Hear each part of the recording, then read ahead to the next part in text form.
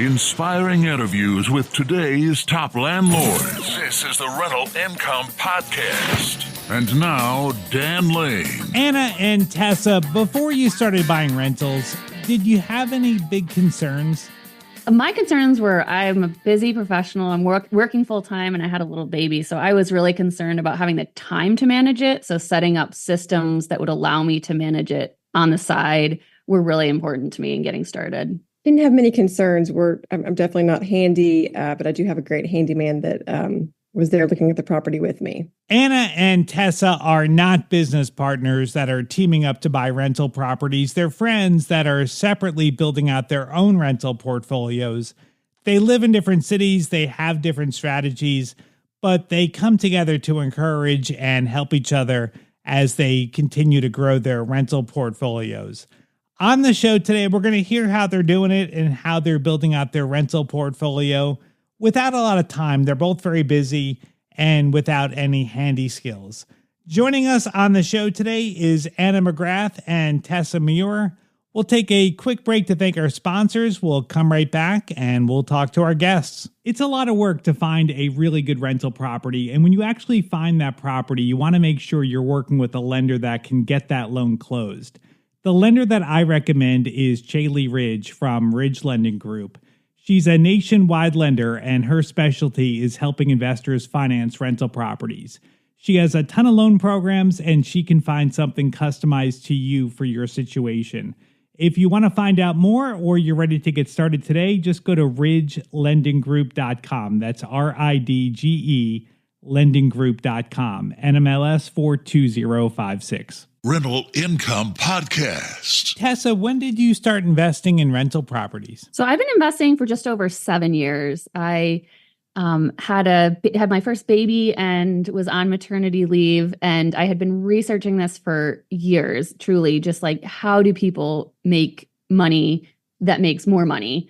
How do you exponentially grow your wealth by putting your money into the right place? And I've been researching it for so long, and I had settled on real estate as something I wanted to get into. And then I was looking out the window on maternity leave, holding my baby, and the little house across the street went up for sale, and I saw them putting the for sale sign out. And I thought, oh my goodness, this is the perfect opportunity. It was a very small 2-bedroom house in a nice enough neighborhood, easy to manage because it was right across the street. So I was like, just something about having a kid and feeling the responsibility of, financially supporting the family and wanting to grow our financial independence and have more freedom and feeling less tethered to my W-2.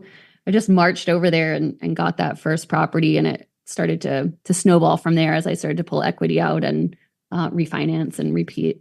So what was that conversation like? Like you just said to your neighbors, hey, I want to buy your house? Yeah. So I called my friend who's a realtor who had helped me with my primary home and said, I want to get involved in real estate investing. There's a house I want to see across the street. We went and saw it. And so it was the seller had a realtor. I had a realtor, very traditional transaction. Mm-hmm. And then as soon as I got the property, I thought, oh my goodness, what have I bitten off? What am I doing? This is very scary.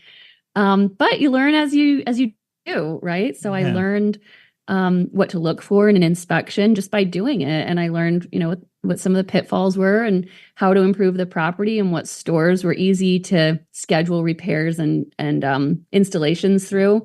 I decided to just schedule as much as I could through just a big box home store and, did some of the painting and whatnot myself, which I wouldn't do again. That was a long way to getting it rented. How is it having your tenants across the street from you? Actually, it's great. It was great. When I first started as a landlord, I bought that house, and then the next house I bought was 2 doors down. Wow. So I had 3 properties on the same corner, my house and their 2 houses.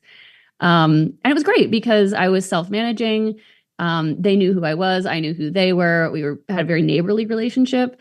I've grown out of that now into a new era of management where once I hit 4, I didn't want to be involved in the management anymore. And I hired a property management company. And now the tenants don't know who I am. They don't know my name. They don't have my phone number. And I am great with that. It was a learning process. Are you still living in that same house? No, so I don't live in that neighborhood anymore. And did you keep your old house that you were living in? I should have, but I sold it to someone who, out of the blue, was like, "This is the exact house I want if you ever move." And I was like, "Well, I'm moving," and I sold the house to her. But I Yeah. should have kept it. It would have been a better investment. Right. Anna, what about you? How did you get started?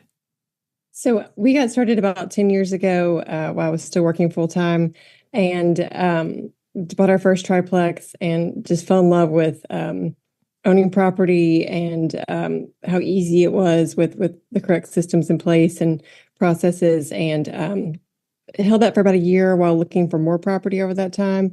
And then started purchasing more property. That's when I left my job and started doing it full time. So I do self-manage all of our property. Tessa, you're working full time. Is it challenging to invest while you're also working full time?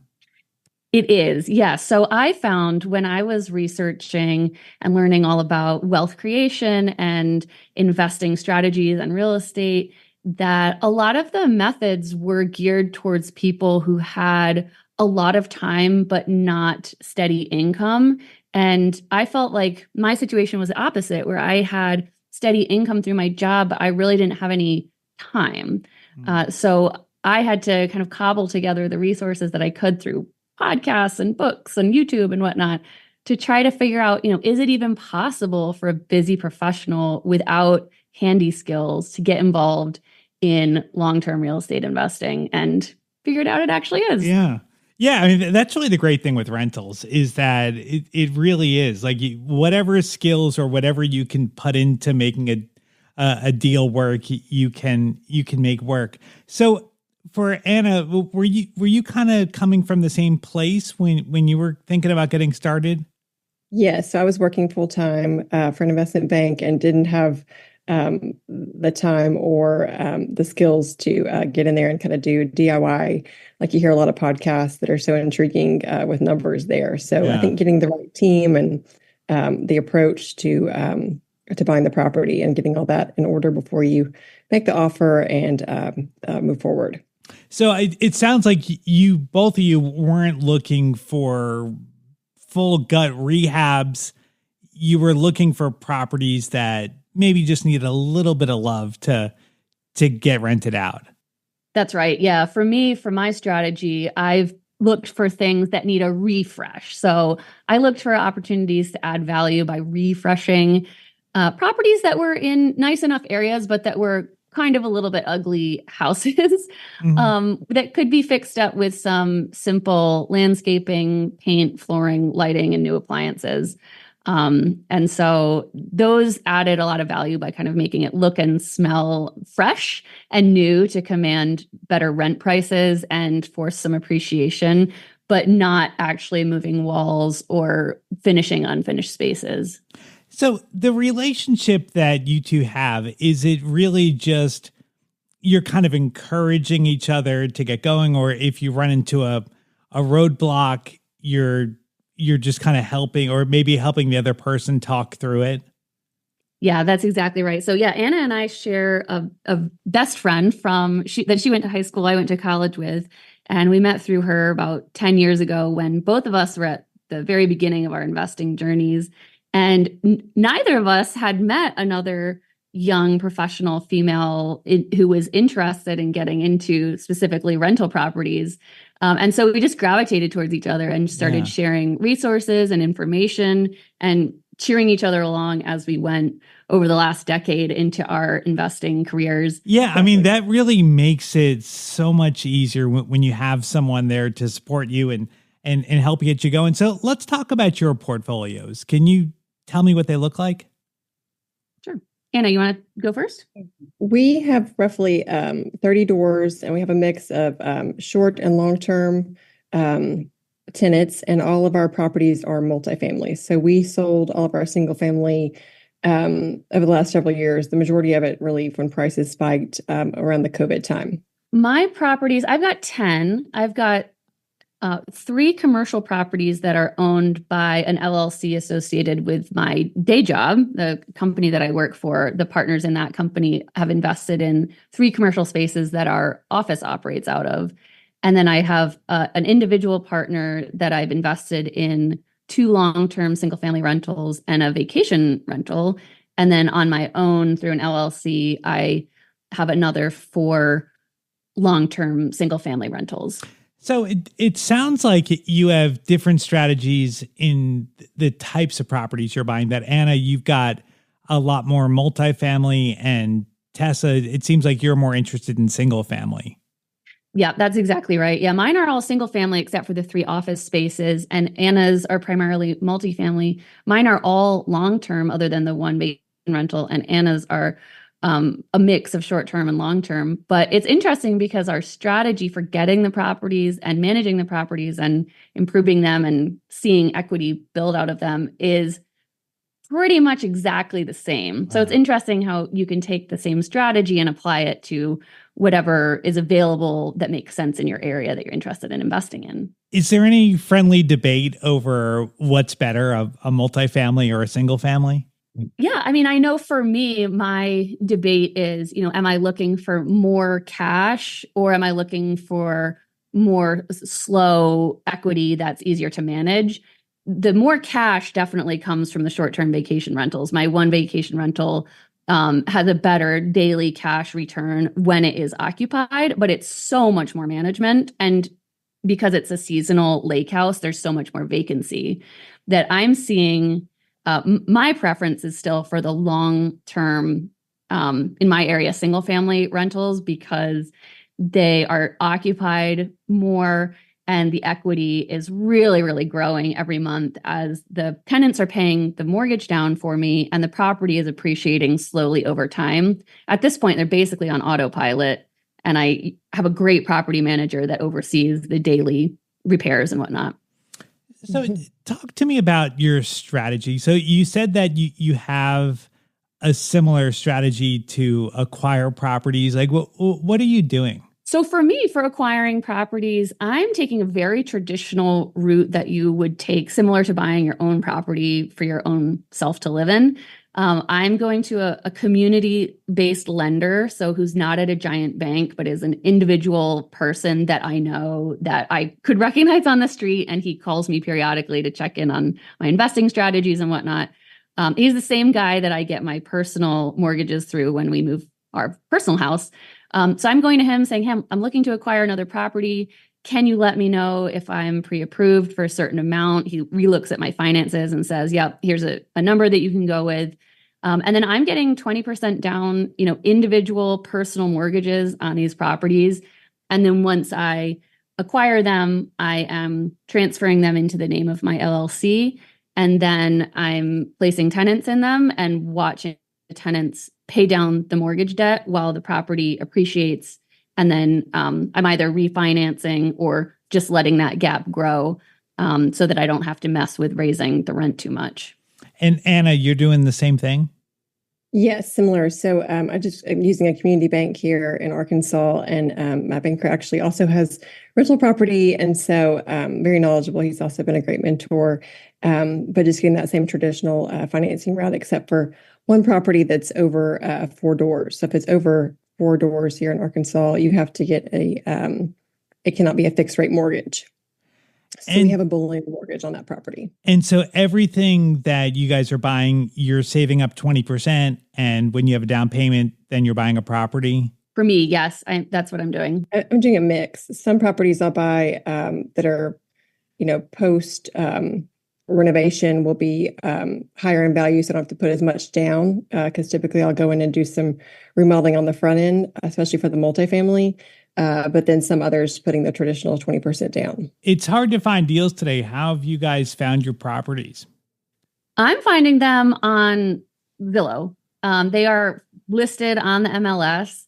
One property, however, I found because there was an estate sale going on. There were tons of cars parked outside, and I just went in to see what was going on. And they had a printed black and white piece of paper on the kitchen table that said, this house is for sale. And I called the number and bought the house from the adult children of the person who had passed away. And that was one of my better deals because, they were ready to get rid of this house ASAP. They were great to deal with. I did bring a realtor in who was super helpful in making sure that any repairs were taken care of and whatnot. But generally, I'm buying them MLS. They're not in general fire sales. Just again, because I don't have the time to send flyers or knock on doors or go to courthouse auctions. That's just not within my ability right now because I have a busy full-time job. So I'm just getting these properties when I can get them. And my philosophy on that is just, the best strategy for investing is to get the property. You're going to miss out if you don't at least get the property. So get the property and then set it on this long-term pay down schedule through a tenant.